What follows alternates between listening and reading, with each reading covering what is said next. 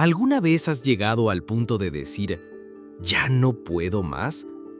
¿Has sentido el peso de la vida aplastando tu pecho de tal manera que hasta respirar duele? ¿Has tenido esas ganas de desaparecer, de borrarte del mapa, de dormir y no despertar jamás? Si es así, quiero que sepas algo muy importante. No estás solo y, más aún, hasta los hombres y mujeres más usados por Dios pasaron por ese valle oscuro, silencioso y cruel. Sí, incluso los grandes héroes de la fe, como el profeta Elías. Elías fue uno de los profetas más grandes de la historia de Israel, un hombre valiente, lleno de fe, de coraje y de autoridad espiritual. Enfrentó reyes, desafió a sacerdotes paganos, fue instrumento de milagros poderosos. Él no era simplemente un profeta. Él era la voz de Dios en un tiempo en el que casi nadie quería oír la verdad. Elías fue quien oró y los cielos se cerraron por 3 años y medio. Fue él quien clamó y fuego cayó del cielo en el monte Carmelo. Los impíos lo temían y los fieles lo respetaban. Un verdadero gigante. Pero hasta los gigantes caen, incluso los héroes colapsan, y Elías colapsó. Después de protagonizar uno de los episodios más extraordinarios de la Biblia, el enfrentamiento contra los profetas de Baal en el monte Carmelo, donde Dios respondió con fuego, Elías pensó que ese sería el punto de cambio para Israel. Esperaba que después de una demostración tan grande del poder divino, el pueblo se volvería al Señor, los líderes se arrepentirían y vendría un nuevo tiempo para la nación. Pero, en lugar de eso, llegó una amenaza de muerte. Jezabel, la malvada reina, juró que mataría a Elías en 24 horas. Y fue ahí, cuando el corazón del profeta tembló. El hombre que enfrentó multitudes solo, ahora huye para salvar su vida. El valiente ahora se esconde. El profeta intrépido ahora quiere morir. Elías se va al desierto, deja a su siervo y se aísla, y allí, bajo un árbol seco, hace una oración que quizás tú también has hecho en secreto. Basta ya, Señor, quítame la vida. Primera de Reyes 19:4. Elías quería rendirse. Estaba agotado, física y emocionalmente. Y esto nos enseña algo muy poderoso. No es pecado estar cansado. No es falta de fe sentirse roto. No es debilidad admitir que ya no tienes fuerzas para seguir. Dios no condenó a Elías por eso. Dios no le dio la espalda. Dios no lo reprendió con dureza. Dios no le dijo, ¿dónde está tu fe, profeta? En lugar de eso, Dios envió a un ángel. Pero no para regañarlo, sino para ofrecerle pan y agua, para cuidar de su cuerpo. Porque antes de tratar el alma, Dios cuida del físico. Sí, a veces lo que más necesitas no es un sermón, es descanso, cuidado, un toque de ternura. Elías comió y durmió. Luego el ángel regresó con más comida y más cuidado.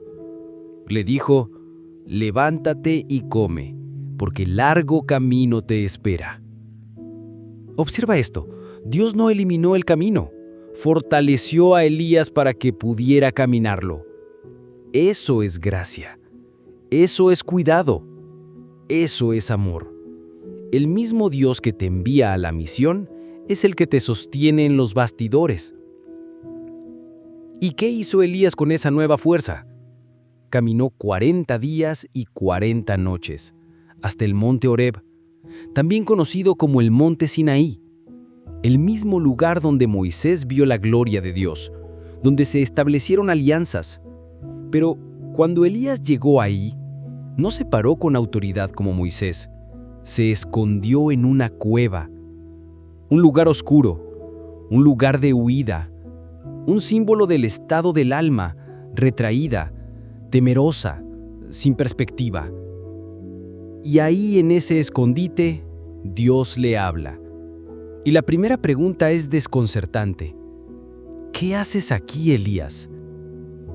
No porque Dios no supiera, sino porque quería que Elías lo dijera en voz alta, que sacara lo que lo consumía por dentro. Elías se desahoga, se queja, dice que está solo, que todos abandonaron la fe, que él es el único que queda, que lo quieren matar. Y es aquí donde debemos prestar atención. Cuando estamos heridos, tendemos a exagerar, a distorsionar la realidad. Elías dice que está solo, pero no lo está. Dice que todos se apartaron, pero no es del todo cierto. Cuando estamos abatidos, el corazón nos engaña. El alma pesa la realidad con los ojos del dolor.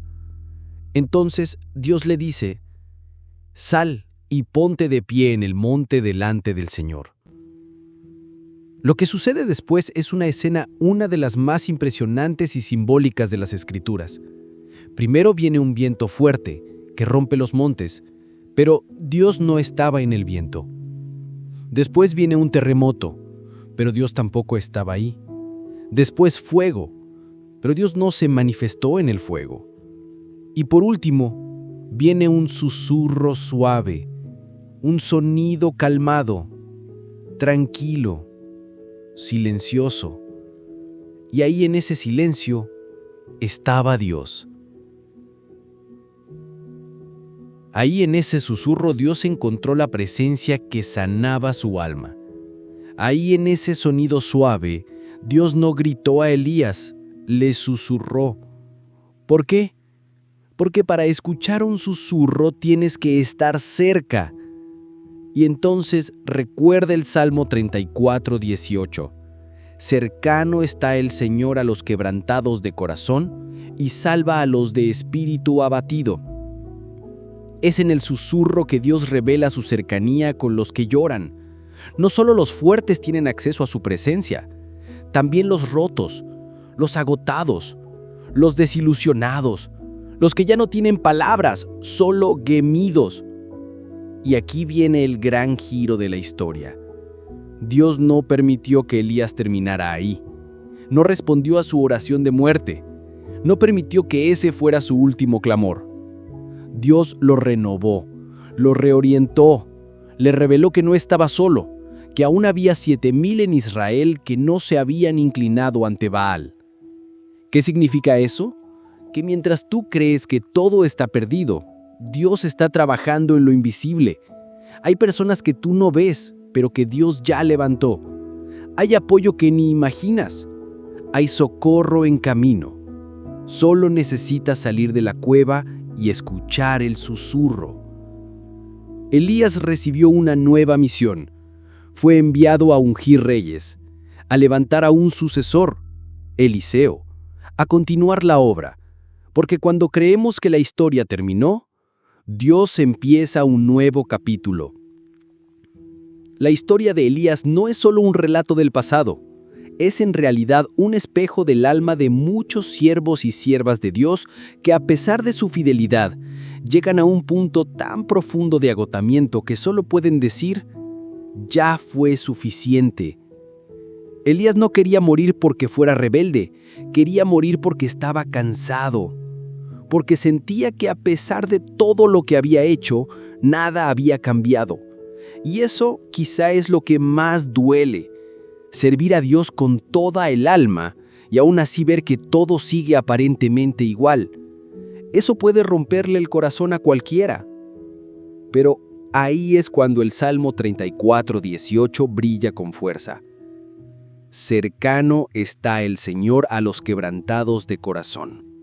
No dice que Dios observa de lejos, dice que Él está cerca, que se inclina, que no se ofende con nuestras lágrimas, con nuestro agotamiento, con nuestras súplicas sinceras, incluso cuando son súplicas como las de Elías que rozan la desesperación. Esa es la belleza de un Dios que entiende el dolor humano.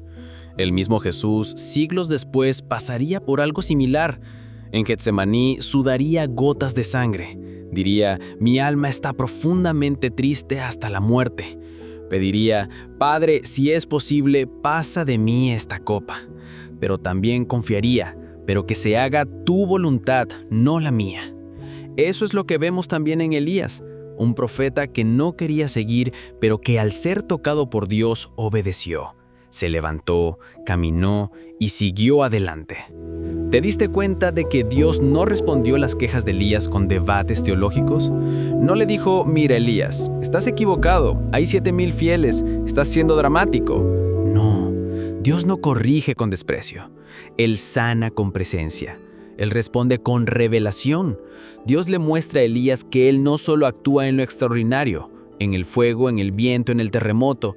Dios también actúa en el susurro, en la brisa suave, en el toque discreto, en el cuidado diario, en el agua que calma la sed, en el pan que fortalece, en el sueño que renueva.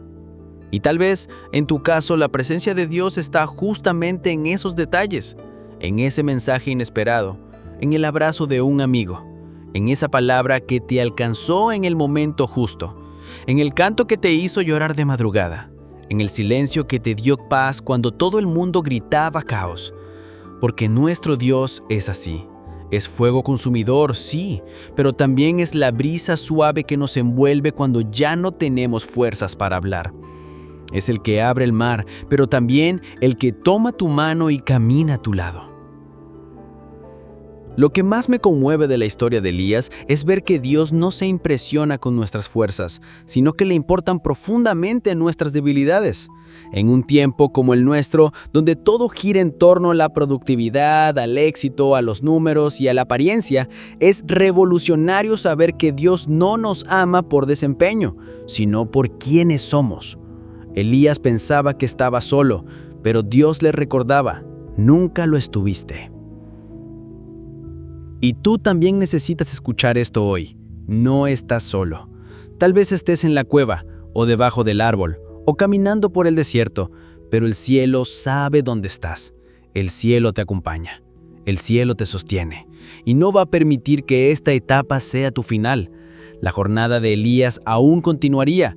Levantaría a Eliseo como su sucesor, viviría momentos poderosos con Dios y lo más impresionante, Elías ni siquiera moriría. Dios lo llevaría al cielo en un torbellino de gloria. El hombre que un día pidió la muerte fue llevado vivo a la eternidad. ¿Notas el contraste?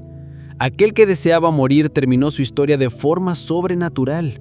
Esto nos muestra que los pensamientos de Dios son más altos que los nuestros. Lo que hoy parece el final, para Dios puede ser el inicio de un nuevo capítulo. Tal vez no veas salida, tal vez estés cansado de orar, tal vez digas: Dios, ya no puedo más. Pero recuerda, Dios no necesita que tú puedas, Él solo necesita que no te rindas, porque Él está contigo y Él te va a renovar. Si llegaste hasta aquí en este video, es porque Dios te está llamando a salir de la cueva, a alimentarte de nuevo, a descansar en sus brazos, a escuchar el susurro de su presencia, y más aún, a volver al propósito.